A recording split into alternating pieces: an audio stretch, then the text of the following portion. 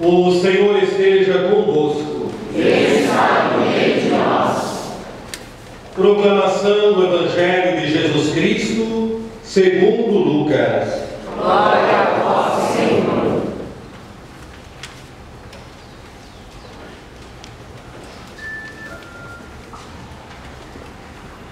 No tempo em que Jesus morou no meio de nós, algumas pessoas comentavam a respeito do templo, que era enfeitado com belas pedras e com ofertas votivas. Jesus disse a essas pessoas: vós admirais estas coisas? Dias virão em que não ficará pedra sobre pedra, tudo será destruído.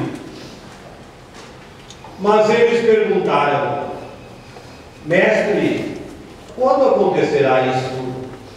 E qual vai ser o sinal de que estas coisas estão para acontecer? Jesus então respondeu: cuidado, para não seres enganados, porque muitos virão em meu nome dizendo: sou eu, e ainda o tempo está próximo. Não sigais essa gente. Quando ouvides falar de guerras e revoluções, não fiqueis apavorados. É preciso que essas coisas aconteçam primeiro, mas não será logo o fim. E Jesus continuou: um povo se levantará contra outro povo, um país atacará outro país, haverá grandes terremotos, haverá fomes e pestes em muitos lugares. Acontecerão coisas pavorosas e até grandes sinais serão vistos no céu. Antes, porém, que essas coisas aconteçam, sereis presos e perseguidos, sereis entregues às sinagogas e postos na prisão, sereis levados diante de reis e governadores por causa do meu nome. Esta será a oportunidade em que testemunhareis a vossa fé. Fazei o firme propósito de não planejar com antecedência a própria defesa, porque eu vos darei palavras tão acertadas que nenhum dos inimigos vos poderá resistir ou rebater. Sereis entregues até mesmo pelos próprios pais, pelos irmãos, pelos parentes e pelos amigos, e eles matarão alguns de vós. Muitos vos odiarão por causa do meu nome. Mas vós não perdereis sequer um fio de cabelo de vossa cabeça. Atenção, é permanecendo firmes que ireis ganhar a vida. Palavra da salvação. Glória a vós, Senhor.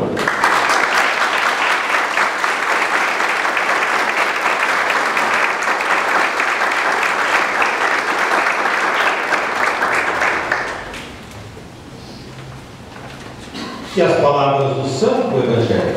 Perdoe-nos nossos pecados. Amém. Esse Evangelho é bastante complicadinho, porque nós temos aqui algumas questões históricas que estão por baixo dele, e que na leitura assim é impossível a gente descobrir. E geralmente a gente imagina que São Lucas sentou na mesa e começou a escrever. Nada disso. Então, a primeira coisa assim para a gente se situar: o Evangelho de São Lucas apareceu no ano 80. E a narração aqui da destruição de Jerusalém foi destruída no ano 70. Portanto, quando Lucas escreveu esse Evangelho, Jerusalém já tinha sido arrasada. Então ele escreve num vai e vem, olhando para trás e para frente, para trás e para frente. O que é que motiva São Lucas a escrever esse texto? Vamos lá. Eu anotei aqui para não ficar dando volta. Jerusalém, antes da sua destruição, no imaginário do povo judeu, era o centro do mundo, para o qual convergeriam todos os povos. Não é difícil você encontrar no Antigo Testamento textos que dizem que Jerusalém, para lá irão todas as pessoas, virão camelos de um lugar de outro, as filhas, os filhos, irão tudo para lá. E Jerusalém também seria o centro das peregrinações e do governo do mundo. Deus salvaria o mundo por Jerusalém. Tem até um salmo muito interessante, não sei se vocês se lembrarão, que diz assim: se você ver os judeus passar por aí, você vai segurar na camisa dele e dizer para ele: mostra para mim o caminho de Jerusalém, quero ir para Jerusalém. E lá é o centro do mundo. Quando caiu Jerusalém, quando Jerusalém foi destruída, os judeus entraram em parafuso. E não se esqueçam que nas comunidades cristãs, inclusive a que São Lucas escreve, para a qual São Lucas escreve, haviam muitos judeus lá nessa comunidade. Os judeus estavam lá. O que começou a acontecer nas comunidades? Começaram a aparecer os chamados visionários. E começaram a dizer: olha, se arrume aí, porque o mundo está no fim. Jerusalém já foi destruída. E os cristãos começaram a esperar a volta de Jesus imediatamente. Por isso a primeira leitura de hoje. Estranho nos nossos dias falar para alguém trabalhar. Nos nossos dias hoje, na nossa catequese, a gente está dizendo que as pessoas trabalham menos, pelo amor de Deus, eles trabalham demais. Não tem tempo de rezar, muito da família. Mas lá no tempo da primeira leitura dos Tessalonicenses, os cristãos começaram a esperar a volta de Jesus imediatamente. Então, para que trabalhar? Jesus vai voltar? Vou comer na sua casa. Vou ficar trabalhando. Depois ele volta, ele vai começar a construir uma casa. Ele volta aí, não dá nem tempo de terminar a casa. Tá tanta batata, vou deixar a casa para lá. E aí Paulo exorta a que voltem a trabalhar. E esses visionários, eles começaram a ficar como que obcecados por essa dimensão do fim do mundo. Com esse texto, Lucas quer colocar o tempo da igreja e o tempo do Espírito Santo. Lucas está dizendo: olha, vocês estão pensando que é estreitinho assim o tempo da história? Trate de alargar isso daí, é muito maior. Nós vamos começar agora a viver o tempo da igreja, o tempo do Espírito Santo.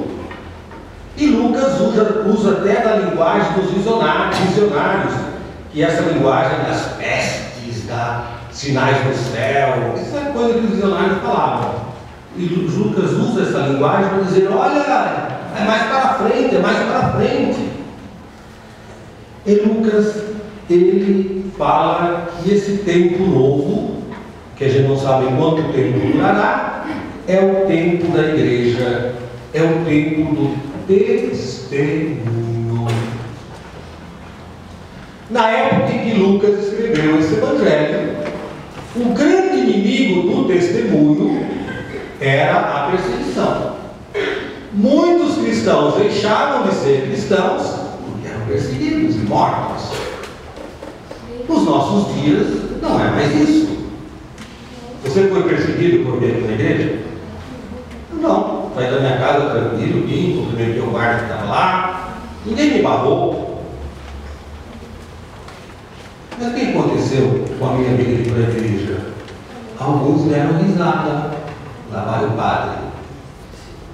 Espécie de extinção. Vai acabar essa raça. Não sei o que esse povo vem fazer na igreja. Todo domingo. Em vez de aproveitar, ir lá, comer um churrasco, bater uma bolinha, é na missa. Hoje o nosso grande inimigo, aquilo que mais nos desanima, é a indiferença. É a mãe. Ele convida as pessoas para fazer uma mesa de Natal. Ah, não. Tem que sair, chega tarde. Bate em 10 casas para arrumar uma casa. É a indiferença. E às vezes a indiferença dentro da nossa própria família. lá na igreja do Afeganistão, tem muitas mulheres que vão na igreja sozinhas, porque o marido não vem. Vai lá no Afeganistão. Aqui não. Tem muitos maridos que vão à igreja sozinhos, porque as esposas não querem saber de igreja. Vai no Afeganistão. Tem muitos jovens que não vêm, quando vêm, faz cara de bravo. Vários ficam até assustados. Dá vontade de esconder mais grande. A diferença que Jesus diz, mesmo na indiferença, testemunhem, testemunhem, testemunhem. Não tenham medo, testemunhem.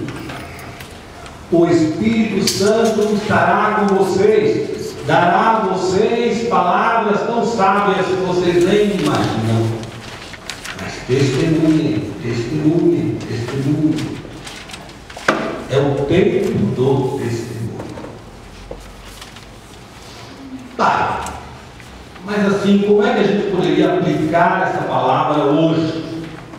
Aqui não vou entrar eu, hein? Depois vocês leem o Evangelho e aí vocês comentem na hora do almoço. Aqui eu pedi uma sugestão minha, só para abrir algumas brechas de reflexão. Esse Evangelho é muito enrolado, muito difícil. Vocês se lembram do militar? Acho que vão se lembrar. Deus dá o frio. Ah, todo mundo sabe, deu um almanaque. Lembra que o almanaque que vendia na farmácia, estava na farmácia? Legal? Vamos dar mais, na farmácia não dá nada mais. Então lá tinha esse ditadinho: Deus dá o frio conforme o cobertor. Muita gente acha que esse ditado é cristão, esse ditado é pagão. Primeiro, porque Deus não dá frio. Deus é amor. É um absurdo falar isso, porque os teólogos estão brigando. E eu sou a favor dos teólogos que falam isso. Que Deus tem uma impossibilidade, porque a nossa cabeça está cheia de Deus Todo-Poderoso. Mas Deus tem uma impossibilidade. Deus não consegue fazer o mal. Mesmo quando você fica lá dentro da televisão dizendo: por que Deus não castiga? Por que Deus não manda um raio na cabeça desse desgraçado? Por que Deus não mata? Por que Deus não dá um tiro? Está rezando a toa, seu povo. Deus não pode dar tiro, Deus não pode mandar raio, Deus não pode pôr na cadeira elétrica. Deus é amor. Deus salva o mundo pelo amor. Isso é tudo para nós, porque nós somos imediatistas. Nós queremos resolver a parada na pancada, ou vai ou racha. Deus é amor, Deus é paciente. Deus vai tendo paciência. Tem paciência comigo, tem paciência com você, tem paciência com o salário que está lá fora, tem paciência com o ignorante. É a paciência de Deus. Então, primeiro, Deus não manda frio. Quem fala isso é povo. Deus não manda frio. Como seria esse ditado na ponto de vista cristão, dentro dessa palavra que estamos ouvindo hoje? Deus manda o cobertor conforme o frio. Deus manda o cobertor conforme o frio. Esse frio é simbólico. Testemunhar Jesus dá trabalho. Testemunhar Jesus faz a gente sentir frio. Mas não tenha medo de testemunhar Jesus.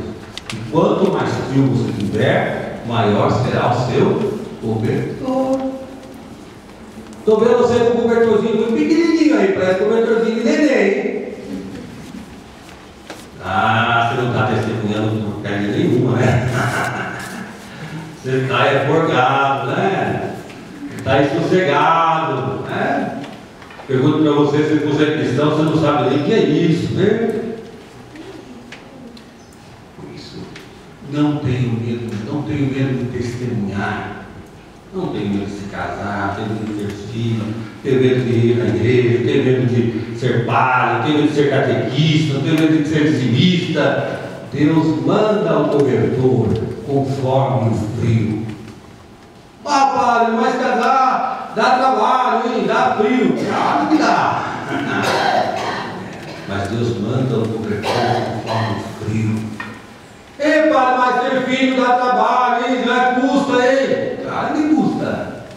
Mas Deus dá o cobertor conforme o frio. Ô padre, mas ser dizimista dessa paróquia dá trabalho, hein? Claro que dá. Se não desse, não está falando de você. Já seria você que teria pedido para mim. Mas Deus dá o cobertor conforme o frio.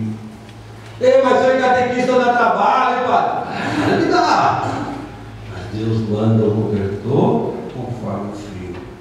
Quanto mais frio você se dispor a sentir, maior será o cobertor, maior será a presença de Deus na sua vida. Não tenham medo, não tenham medo. Não puxem o freio de mão, pisem no acelerador. Para frente.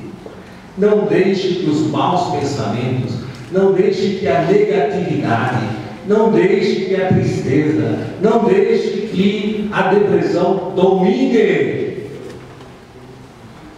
Vai em frente, acredite em Deus, acredite nas coisas, basta, se disponha, saia desse quadradinho que você vive, amplie, expanda.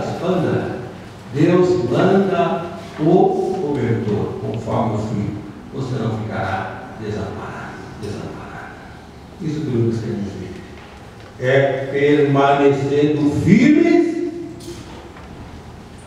e ganhar a vida. Pode acreditar. Amém.